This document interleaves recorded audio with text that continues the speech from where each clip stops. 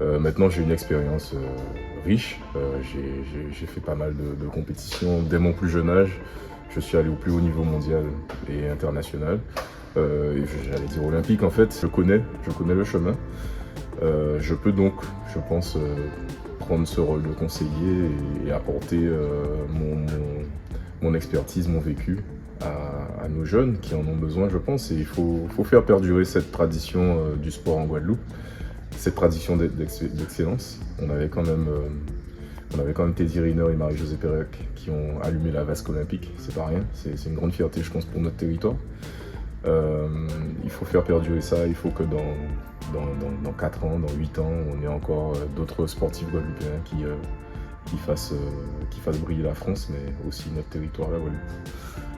Maintenant, d'être, on va dire, un peu de l'autre côté, derrière l'écran, ça me permet de voir les choses différemment aussi, de voir qu'est-ce qui se passe dans l'ombre. Et à notre réunion de rentrée, je disais à mes collègues de l'administration que c'est aussi ce travail de l'ombre que nous, athlètes, on ne voit pas forcément ou on n'a pas forcément conscience.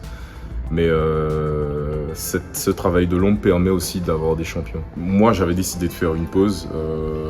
J'avais dit au moins jusqu'en décembre, mais finalement, en fait, ça me va bien de m'oxygéner, de voir autre chose. Après, je reste dans le monde du sport en plus, donc c'est pas...